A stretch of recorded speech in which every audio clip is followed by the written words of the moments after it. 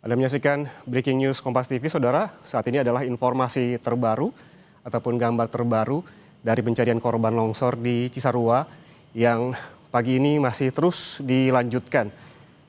Tampak di visual terbaru, Saudara, alat berat ataupun eskavator diturunkan sejak pagi tadi untuk memaksimalkan pencarian hari ini.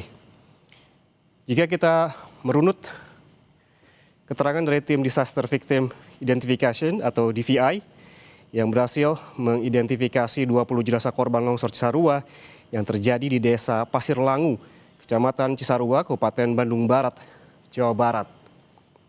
Sebanyak 20 jenazah telah diserahkan kepada pihak keluarga untuk selanjutnya dimakamkan. Tadi laporan dari jurnalis Kompas TV, Saudara, bahwa total hingga pagi ini ada sekitar 39 kantong jenazah yang telah ditemukan oleh tim SAR dan pencarian pun saat ini masih terus dilakukan. Sebelumnya, Saudara, dari Karo Ops Polda Jawa Barat, Kombes Aris Laode El-Fatar yang menjelaskan perihal data korban yang terdampak langsung longsor yang terjadi pada Sabtu dini hari ini. Dari data ataupun catatan petugas, ada 108 laporan kehilangan yang diterima petugas.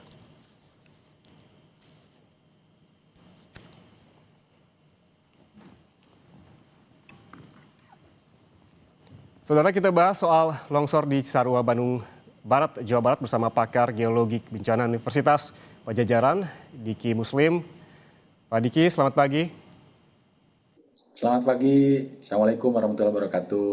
Waalaikumsalam. Pak Diki, kalau kita melihat tadi ada gambar terbaru yang dikirimkan oleh jurnalis Kompas TV, ini proses pencarian dilakukan dengan menurunkan banyak sekali alat berat. Kalau melihat bagaimana medan dan juga bentuk tanah dari sana, pencarian ideal yang dilakukan seharusnya yang seperti apa?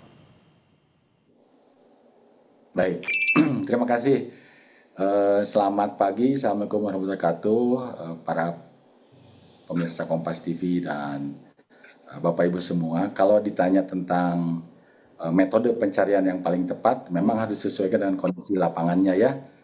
Kebetulan daerah Desa Pasir Langu ini berada di kaki bukit dan jalan menuju ke sana juga cukup menantang begitu, sehingga perlu dilakukan sejumlah cara untuk bisa membawa, katakanlah misalnya alat-alat berat gitu. Alhamdulillah tadi pagi sudah ada 9 alat berat yang kemarin itu agak susah naik sebetulnya.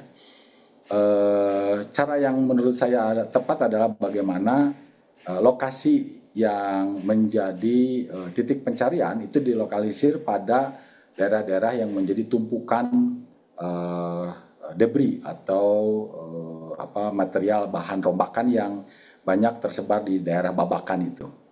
Jadi saya kira kalau lihat dari proses yang berjalan tadi juga terlihat ya di TV bagaimana para rescuer kurang lebih mungkin sekitar ada 2.000-an ya pada hari-hari kemarin itu, mungkin hari ini juga bertambah. Sudah tepat kalau menurut saya, hanya memang medan yang menantang dan juga material lumpur yang cukup tebal begitu. Mudah-mudahan tidak ada hujan lagi dan bisa konsentrasi di lokasi-lokasi titik ini. Demikian saya kira. Ya, tadi kalau kita lihat juga Pak Diki, beragam cara dilakukan untuk memaksimalkan pencarian. Hai, ikut aku yuk. Hari-hari aku tuh padat banget. Makanya baju mesti nyaman, wanginya harus seharian. Suka banget sama Royal by So Clean Sweet Floral. Ada UV serumnya loh. Gak bakalan bau matahari, bau polusi, apalagi bau apek. Disentuh aja, wanginya nyebar. Tetap wangi deh. Pakai Royal by So Clean Sweet Floral, wanginya never ending. Kalau dilihat dari pola pencarian yang kemarin kami lihat di sana, ada baiknya barangkali terkonsentrasi pada gundukan-gundukan yang cukup tinggi begitu dari sekitarnya. Jadi pada wilayah yang menjadi akumulasi dari material sedimen yang terbawa oleh arus longsor ini di daerah-daerah yang mungkin agak tinggi begitu ya, kalau bahasa Sundanya nyendul begitu, Oke. itu mungkin ada hal yang bisa lebih fokus dicari. Dan saya pikir daripada menggunakan alat berat yang memang juga bisa lebih cepat, tapi bisa untuk mencari korban menggunakan alat-alat ringan yang menggunakan tangan begitu. Jadi distribusi dari rescuer saya pikir bisa dibagi lebih merata begitu pada titik-titik tertentu yang memungkinkan mencari gundukan-gundukan tadi itu. Sehingga tidak hanya pada aliran air yang sekarang bisa terlihat ya di situ ada Oke. semacam yang kecil begitu. Kira-kira itu. Oke, Pak Diki, kita kan hanya bisa melihat dari gambar begitu ya, dari televisi bagaimana bencana ini terjadi begitu. Apabila saya melihat kondisi tanah di sana, tampaknya ada aliran lumpur yang mengalir begitu dari atas. Anda melihat apabila melihat gambar ini dari secara keilmuan geologi, sebetulnya apa yang tengah terjadi? Ya, kalau dari sisi kami dari ilmu geologi kebencanaan, sebetulnya ini adalah bagian dari siklus alam. Jadi salah satu barangkali ya poin di dalam ilmu kebencanaan itu adalah bahwa bencana itu berulang.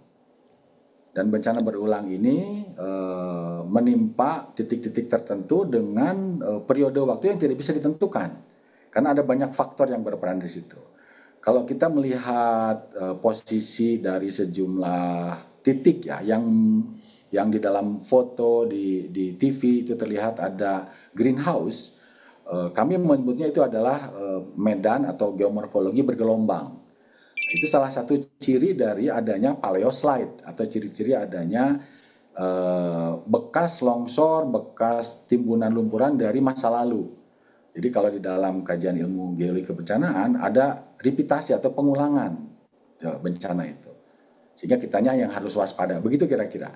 Oke, kalau ada pengulangan secara demikian, apakah memang ini faktornya itu satu faktor atau beragam faktor yang menyebabkan bencana, misal tanah yang labil disertai hujan yang deras. Namun tahan dulu Pak Diki, kita lihat dulu bagaimana situasi terkini di pengungsian. Sudah ada jurnalis Kompas TV Fida Alatas di posko pengungsian Bandung Barat, Jawa Barat. Fida, bisa dijelaskan kepada pemirsa Kompas TV bagaimana kondisi di pengungsian saat ini, apa saja yang diperlukan oleh para pengungsi di sana, Fida? Ya, Ian dan juga saudara, di hari keempat pasca bencana longsor yang terjadi di Pasir Langu, Kabupaten Bandung Barat begitu ya, di posko pengungsian saat ini terpusat di kantor desa Pasir Langu, di mana di kantor desa Pasir Langu ini paling tidak ada 3 ruangan yang dijadikan tempat tinggal sementara para pengungsi korban dari bencana tanah longsor yang terjadi di Pasir Langu, Kabupaten Bandung Barat. Dan ini adalah salah satu dari 3 ruangan tersebut, yang mana ini aktivitas para pengungsi sejak pagi hari tadi kami pantau ini sudah terlihat begitu ya. Mulai dari ada yang mencari makanan, sarapan, lalu juga beberapa ada yang sudah mengunjungi posko kesehatan untuk memeriksakan kesehatan mereka. Dan seperti inilah kira-kira Yan dan juga saudara kondisi terkini dari posko pengungsian yang berada di desa Pasir Langu. Dan kalau di pagi hari ini Yan dan juga saudara, kami pantau juga tadi bantuan-bantuan juga sudah banyak berdatangan, logistik dari relawan, tidak hanya bantuan makanan, obat-obatan, tapi juga ada bantuan-bantuan lain seperti pakaian dan juga selimut. Dan Ian dan juga saudara, kami bisa informasikan bahwa mayoritas pengungsi yang mengungsi di tempat kami melaporkan saat ini adalah pengungsi atau warga yang memang rumahnya ini masuk ke dalam zona merah bencana tanah longsor. Artinya terdampak radius dari titik TKP tanah longsor cukup dekat. Dan mayoritas ini juga adalah mereka yang masih mencari anggota keluarga mereka yang hilang. Dan salah satunya ini adalah Ibu Elah begitu ya, dan juga saudara yang informasinya juga sampai saat ini masih mencari keluarganya ya Ibu ya. Ibu bisa diinformasikan kepada kami ada berapa banyak keluarga yang saat ini masih dicari Bu? Keluarga saya 7, mungkin yang lainnya juga masih banyak yang kehilangan. Masih banyak Iya. yang hilang. Apakah dari 7 itu artinya hingga saat ini belum ditemukan ya Bu? Iya, belum ada. 7 itu siapa saja Bu? Bibi, paman, anak-anaknya, cucunya, menantunya. Kondisinya saat itu rumahnya Ibu dengan rumah yang keluarga yang masih hilang ini apakah berdekatan atau seperti apa, Bu? Oh, ya agak jauh jaraknya. Iya. Jadi nggak tahu gitu kalau longsornya itu kena rumah mereka. Kalau saat ini kondisi rumah Ibu sendiri seperti apa dan kalau keluarga inti seperti suami dan anak kondisinya bagaimana, Bu? Kalau pada kejadian itu rumah saya juga terkena longsor di tengah-tengah gitu. Iya. Jadi masih aman ya, Bu ya? Ya, tapi kemarin dengar-dengar ada beko yang naik mencari korban ke situ. Nggak tahu sekarang posisi rumahnya seperti apa. Ada anak-anak, Bu? Apakah ini juga anak-anak diajak mengungsi ke sini atau seperti apa? Kemarin diajak, tapi saya titipin ke sana ke neneknya. Ya kan kalau di sini kasihan berdesakan gitu, takutnya juga ada longsor susulan gitu. Ibu masih ada 7 anggota keluarga yang dicari. Artinya informasi-informasi selalu ditunggu. Adakah yang standby atau berdiam di posko DVI, Bu, untuk menunggu kabar? Ada warga sini. S-Pinjam, pinjaman tunai legal, dapat dipercaya, jelas tanpa jebakan. Bunga harian tetap 0,06% untuk pinjaman pertamamu. Gratis biaya admin untuk pinjaman pertamamu. Dan tanpa biaya tambahan. Aktivasi S-Pinjam sekarang. Seperti ini daleman gitu. Ya, seperti ya banyak lah pokoknya gitu. Tapi alhamdulillahnya di sini udah banyak yang udah masih iya. Mungkin karena perempuan tentunya kebutuhan-kebutuhan itu diperlukan juga ya, Bu ya. Bu, mungkin terakhir ini untuk korban atau keluarga yang masih dicari. Harapannya seperti apa, Bu, dari Ibu sendiri? Ya pengennya cepat ketemu semuanya gitu yang hilang. Biarpun nggak selamat mungkin ada jasadnya gitu. Semoga segalanya dipermudah ya, Bu, proses pencarian dan juga semoga keluarga Ibu cepat segera ditemukan. Terima kasih Ibu, sehat-sehat selalu. Itu Yan dan juga saudara, bagaimana memang banyak dari para pengungsi yang masih mencari keluarga mereka. Dan kalau data terkini, yakni data tadi malam begitu ya Yan dan juga saudara, yang diupdate dari DVI Polda Jawa Barat, paling tidak total pada hari Selasa kemarin, hari Senin kemarin Yan dan juga saudara, ini total kantung jenazah yang berhasil dievakuasi oleh tim SAR gabungan di TKP ini ada sebanyak 14 kantong, yang itu artinya sampai hari ketiga kemarin ada 39 kantong jenazah yang berhasil dievakuasi, di mana 20 lainnya ini sudah berhasil diidentifikasi dan sebagian ini sudah berhasil diserahkan ke keluarga mereka. Yan. Baik, banyak sekali kebutuhan yang diperlukan oleh para pengungsi di sana dan tadi juga sudah diwawancara oleh jurnalis Kompas TV. Terima kasih Fida Alatas dari Posko Pengungsian Cisarua, Jawa Barat. Selamat bertugas kembali. Saudara jangan kemana-mana, Breaking News Kompas TV akan kembali saat lagi. Tetaplah bersama kami.